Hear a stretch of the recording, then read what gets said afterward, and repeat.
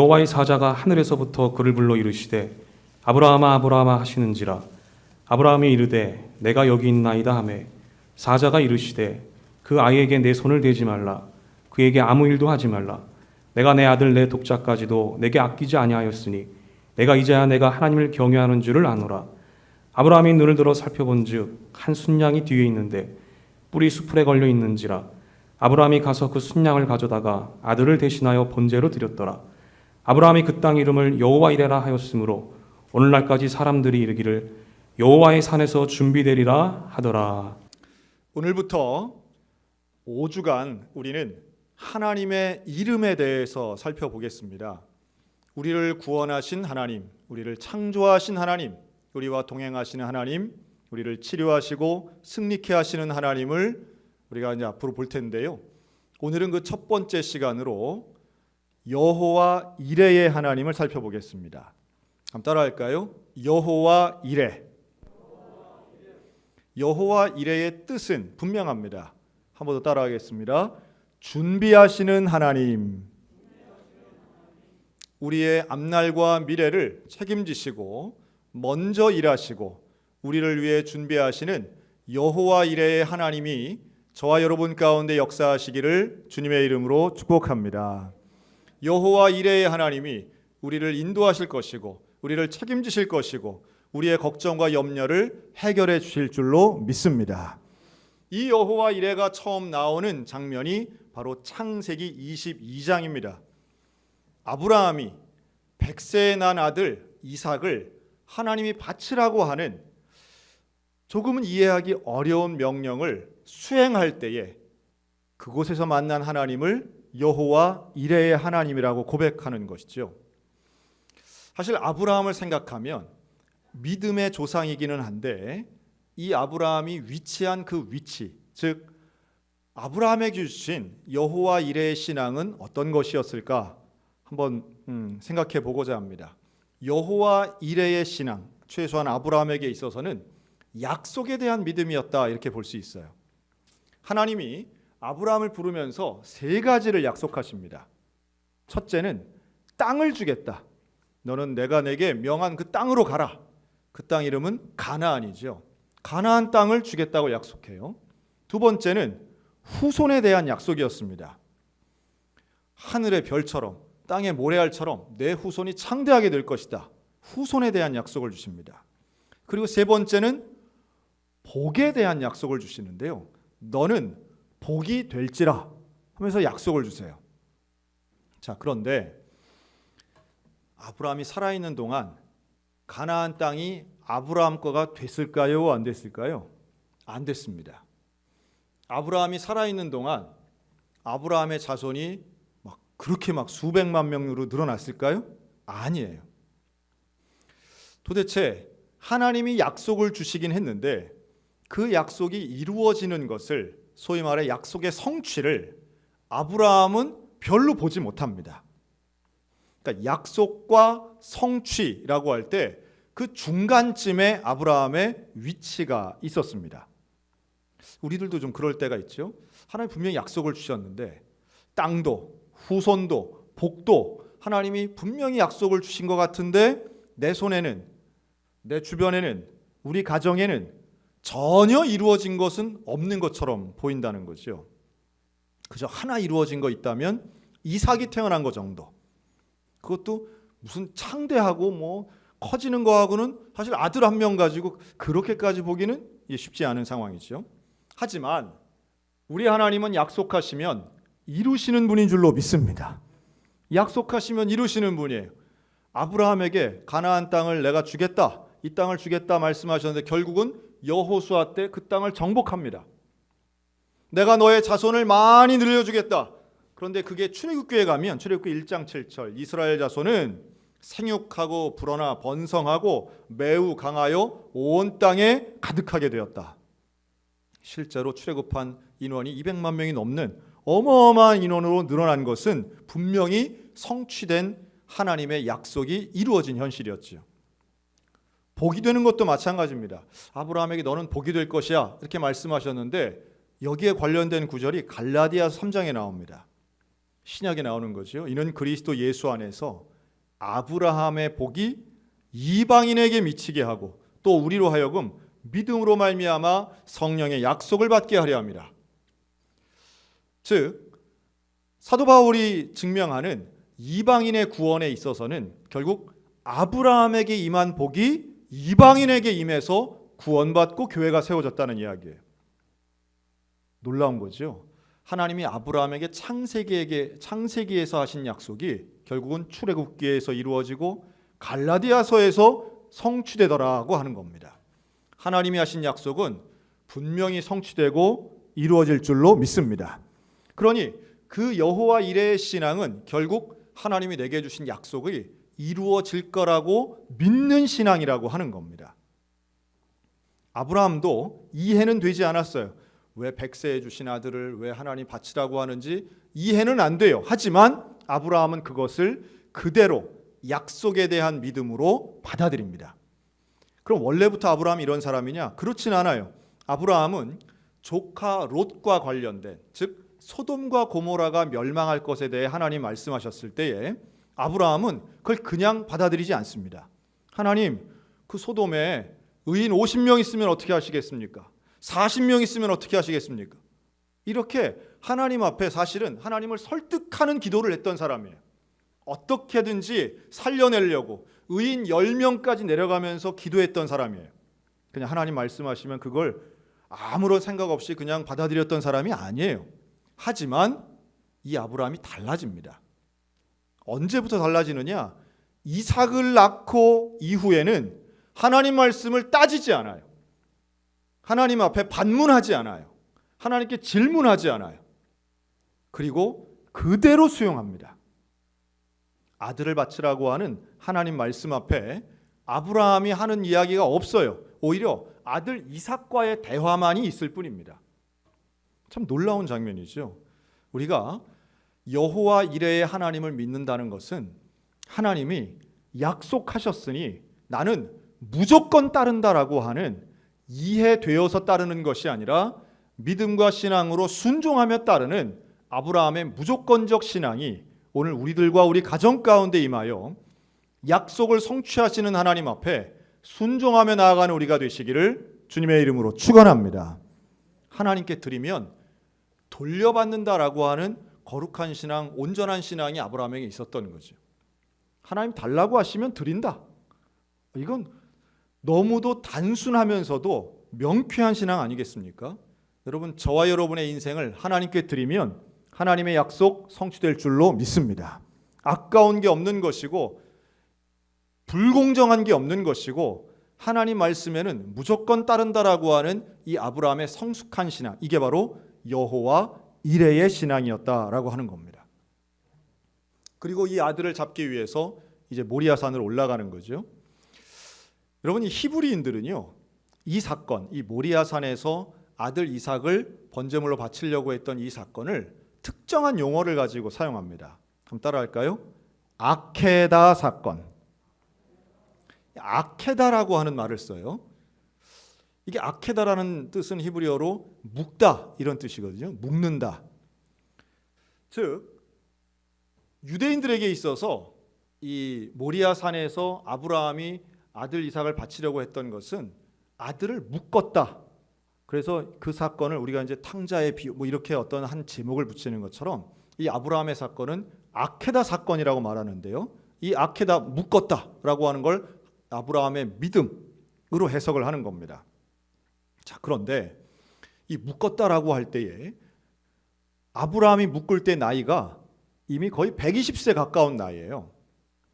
반면 청년 아들 이삭은 최소한 16살, 많으면 한 20살, 그러니까 뭐 혈기왕성한 나이입니다.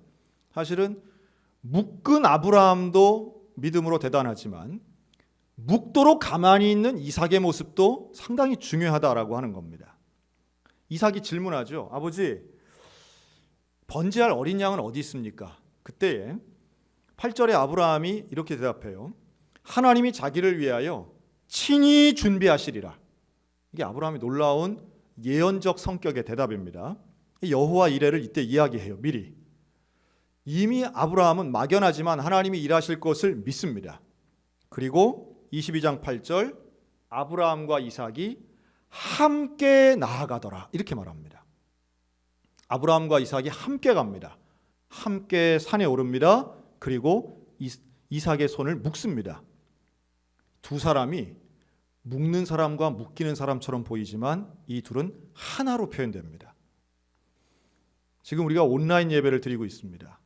이 온라인 예배를 드리는 우리가 있는 곳은 각각의 처소에 있을지라도 아케다의 신앙이 있으면 우리가 하나님 안에서 하나로 묶이게 될 줄로 믿습니다. 또 그 묶였을 때에 가정도 마찬가지예요. 가정 안에서 저는 한번 상상을 해봅니다. 가정 예배 드리기 위해서 지금 테이블을 놓고 모여 앉아 있을 수도 있겠고요. 또 부부가 서로 마주 앉아 예배 드릴 수도 있겠고요. 또 모니터, TV에 연결해서 이렇게 소파에 앉아 있을 수도 있습니다. 우리 소방서 영상 보시면서 우리 어린이가 예석이가 이렇게 침대에 누운 것처럼 해서 가정 예배 드리는 것도 우리가 봤습니다. 저는 다양한 형태로 저는 또 떠올립니다. 지금도 열심히 일하면서 버스 안에서 스마트폰을 켜고 예배를 드리는 분도 혹시 있지 않을까 생각해 봅니다. 또 부모님이 보내주는 소방서 영상을 가지고 먼 타 지역에 있는 우리의 자녀들이 그걸 보고 함께 예배 드리는 것도 저는 떠올립니다. 그런데요, 그런 가정 예배를 드리는 자녀들의 모습이 얼마나 귀한지 몰라요. 특히 어린 자녀, 젊은 자녀들이 사실 자발적으로 가정 예배를 드리겠느냐라고 하면 그렇지 않을 수 있습니다. 이걸 꼭 해야 되나? 귀찮기도 하고, 난 잘 재미도 없고, 사실 유튜브에 나오는 자극적인 영상과 비교하면 지금 이건 그렇게 우리의 눈과 귀를 끌어당길 만한 것도 별로 없어요. 그런데 부모가 자녀의 손을 혹은 자녀에게 강권적으로 권면하여 아케다처럼 묶는 모습으로 가정예배 드려야 한다라고 말하며 자리에 앉히고 함께 영상을 보고 함께 성경을 펼 때에 이삭이 순종했던 것처럼 비교적 억지로라도 예배를 드리는 그 영혼을 통해 하나님이 여호와 이레의 은혜를 허락하실 줄로 믿으시기 바랍니다. 제가 어릴 때요, 저희 부모님은 제가 어릴 때 이제 집으로 신문이 오지 않습니까? 저는 어릴 때 신문 보는 걸 너무 좋아했어요. 그래서 아침에 그 초등학생용 신문이 따로 있었습니다. 소년, 조선일보 이런 거 있었습니다. 그래서 그 어린이 신문도 보고 한자가 많이 들어간 어른 신문 보는 걸 참 즐거워했습니다. 그래서 아침이면은 뛰어나가서 그 휘발유 냄새 나는 그 종이 신문이죠. 요즘은 그런 냄새가 안 나는데 그걸 펴가지고서는 동생이랑 같이 이걸 가득 펴서 읽는 걸 참 좋아했는데, 저희 아버지께서 신문을 읽으려면 성경부터 봐야 된다, 이렇게 거신 거예요. 그래갖고 성경 한 장을 읽어야 그때 이제 명확히 나눈 거죠. 신문은 세상 글, 성경은 하나님 말씀. 세상의 것 보기 전에 하나님 말씀 먼저 봐야 된다. 지금 기억해 보면 정작 아버님은 그렇게 읽지 않으시면서도 저희를 이렇게 시키신 거예요. 그래가지고 신문 보고 싶은 마음에 성경을 저하고 제 동생하고 앉아가지고 한 장씩 열심히 읽었습니다. 그러니까 한 장씩 한 장씩 읽어가는 거죠. 제일 좋은 건 시편이 나올 때 제일 좋았어요. 짧으니까. 한 편 읽기 짧잖아요. 그러니까 사실은 성경을 사모해서 읽은 건 아닌데 그 성경을 읽는 습관을 들이도록 일종의 강권하고 강요했던 그것이 지금도 매일마다 성경 읽는 습관으로 자리 잡았고요. 제 아내는 더합니다. 제 아내는 저희 장모님은 매일마다 가정 예배를 드리신 분이에요.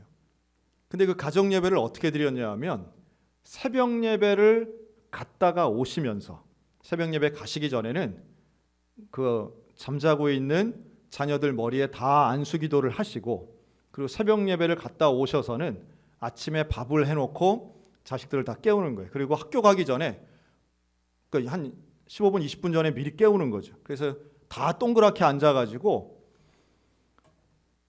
찬송 부르고 성경 읽고 사도신경 하고 주기도문 하고 그러고 보내는 거예요. 그러면 졸립고 바쁘고 분주한 이 아침에 이 딸들의 마음이 그냥 이걸 왜 맨날 이렇게 하나, 재미도 없고 바쁘기도 한데 머리도 말려야 되고 이래야 되는데 사실은 이거 이해가 안 되는 마음들이 있었다는 거예요. 그런데 시간이 지날수록 저희가 자녀를 키우면 키워볼수록 우리 엄마 어떻게 이걸 했나? 어떻게 이걸 하셨나? 새벽 기도를 간 것도 대단하지만 가정 예배를 일일이 드리는 것도 매일매일 빠지지 않고 드린 거 이거 정말 대단했다. 그리고 지금은요. 그 자녀들이 그 가정 예배를 대를 이어서 드리고 있는 결국 신앙의 전수라고 하는 것은 억지로 하든지 사정을 하든지 어떻게 하든지 어릴 때에 기회가 있을 때에 집에서 함께 살 때에 동거할 때에 아케다 해야 된다는 거예요. 묶어야 된다는 거예요. 그리고 묶을 수 있는 그 순종의 신앙을 훈련할 때에 하나님이 주시는 여호와 이레의 놀라운 역사가 아브라함의 가문에 임했던 것처럼 오늘 우리 믿음의 가정들 가운데 임하게 되시기를 주의 이름으로 축원합니다.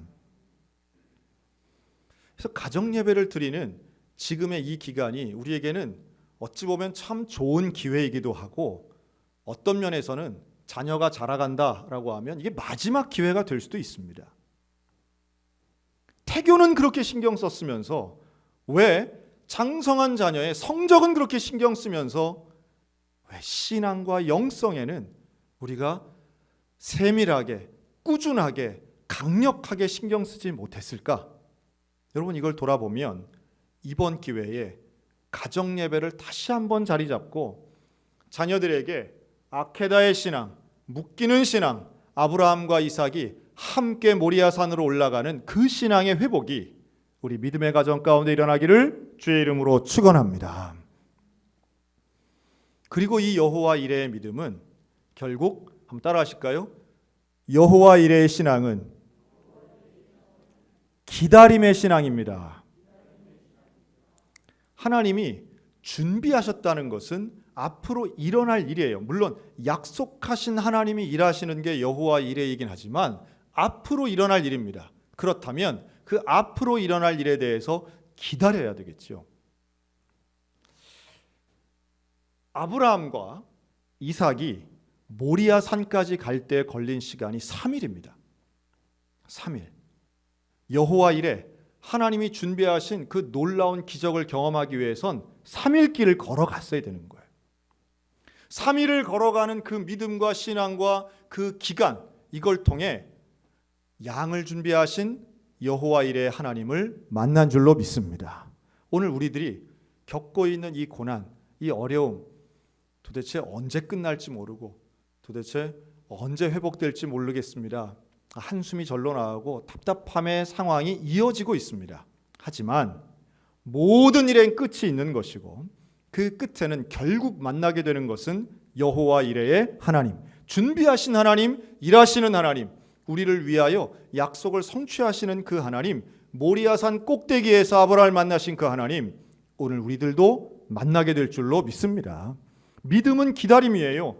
순종은 소극적인 게 아니에요. 이 기다림은 아무것도 안 하니까 소극적인 것 같아 보일지라도 때로는 아무것도 하지 않고 기다리는 것이 적극적인 믿음일 경우가 있습니다.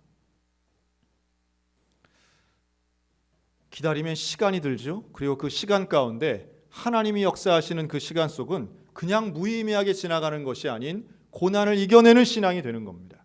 마치 요셉이 애굽에 팔려가서 종살이를 하고 옥살이를 해도 결국은 하나님의 때를 기다리고 하나님을 신뢰하고 그 하나님과 함께하니 형통의 기간이다 말씀하신 것처럼 모세가 사람을 죽이고 광야에 가서 40년 도망자 생활을 할 때에도 결국은 여호와 이레의 하나님은 그를 기다리고 계셨던 거예요.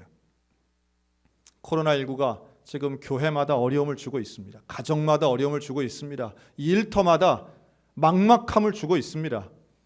그러나 이 기간 결국 기다리고 인내하고 하나님 앞에 순종하고 믿음을 지키면 여호와 이레의 하나님 만나게 될 줄로 믿습니다. 그 여호와 이레의 하나님이 우리를 위하여 재물을 준비하셨고 양을 준비하셨고 그리고 약속하신 약속을 성취하시기 위해 지금도 일하고 계십니다. 저는 한번 또 생각을 해봅니다. 우리 가정 예배를 드리는 가정들마다 모여서 자기의 이야기를 하고 나의 고민을 이야기하고 어려움을 이야기하고 그리고 함께 가정에서 기도한다면 여러분, 부부가 나이 들어 자녀들은 다 출가하고 부부만 남은 둘이 기도할 때에 서로를 더 사랑하게 되고 서로를 더 긍휼히 여기게 되며 하나님이 부으시는 회복의 은혜가 일어나기를 소원합니다.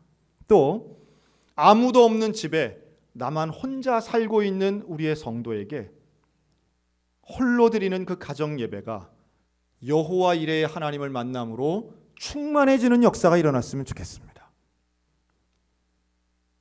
손님이 찾아오지 않는 가게에 혼자 문을 열고 혼자 테이블을 닦으며 오늘도 막연히 시간을 지내고 있는 그 사랑하는 주의 자녀에게 하나님의 은혜가 임하고 여호와 이레의 은혜가 임하여 약속을 바라보고 소망을 품고 하나님을 끝까지 기다리는 인내의 신앙이 결국은 열매 맺는 순간이 오게 될 줄로 믿습니다.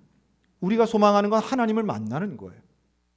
이삭이 죽을 줄 알았는데 오히려 하나님을 만납니다. 아들을 잃을 줄 알았는데 잃은 것이 아닌 여호와 이레의 하나님을 만나게 되는 것입니다. 우리의 신앙은 결국 하나님의 은혜로 귀결되는 것이죠. 오늘 우리들에게 주님은 분명히 말씀하십니다. 여호와 이레의 그 이레는 본다라고 하는 뜻을 가지고 있습니다. 본다. 그런데 그 보는 것, 미리 준비한다고 하는 것으로 우리가 해석하지만 본다, 뭘 볼까요? 하나님 우리의 중심 보시는 줄로 믿습니다. 중심을 보시는 하나님, 그래서 하나님이 칭찬하시는 거죠. 아브라함을 향하여서도 내가 너의 믿음을 이제 알았다. 독자라도 아끼지 않는 너의 믿음을 내가 알았다. 여러분, 모리아산 꼭대기에서 만난 하나님은 야박하신 하나님이 아니에요. 잔인하신 하나님도 아니에요. 나를 망치려는 하나님이 아니라 나를 인정하시고 나를 기다리시고 나를 위해 준비하시고 나의 중심을 보시는 하나님이셨다라고 하는 겁니다. 그 여호와 이레의 하나님이 오늘 우리 믿음의 가정과 우리 사랑하는 모든 성도들 가운데 역사하셔서 고난도 어려움도 절망도 이겨내는 일하시는 하나님, 우리의 중심을 보시는 하나님, 우리를 위해 준비하시는 여호와 이레의 하나님을 경험하는 우리 모두가 다 되시기를 주님의 이름으로 축원합니다.